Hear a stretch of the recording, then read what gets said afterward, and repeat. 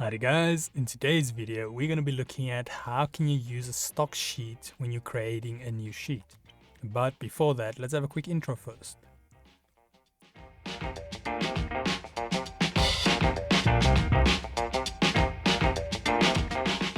So today's video can be found on softwaretraining.co.za. We make short and easy to watch problem solving videos. We also have daily updates. Otherwise, we'll go back to the tutorial here. So now, just a quick reminder, this is a mini series on adding new sheets or the sheets feature, and then today we're going to be looking at using stock sheets. Now if we click new here, it'll pop up our little add a new sheet dialog box, and then if I zoom here we can see stock and a few options.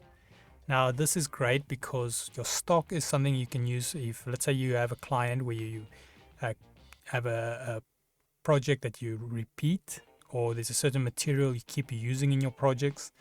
Then the nice thing is you can add it to your stock. You can also, stock is completely manageable, which we will cover in another video. So you can set up your own custom things, maybe for different clients or different materials, and then you can use it from here. Now there comes or they have a few stock ones that comes with the program.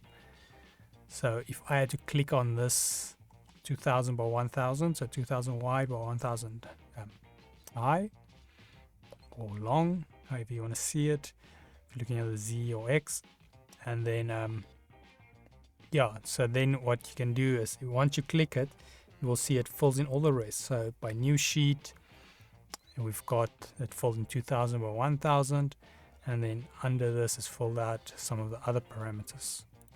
Not all of them, but most of them. Now if we had to change this, so let's see, we look at the thickness. We can see over here currently it is, the thickness is at 1.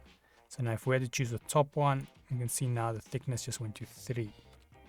So like I said, this is a great way to set up your material type and all of that, and then just by a click of a button you can quickly create that template sheet. So as you can see now, we've got the 2000 by 1000 and 1 millimeter thick. But yeah, that is it on using stock. So just a quick recap again, you want to click on new sheet. I'm just going to close this one quick, new sheet, and then you're under the stock. We simply select the one we're looking for, and this might be something you've added.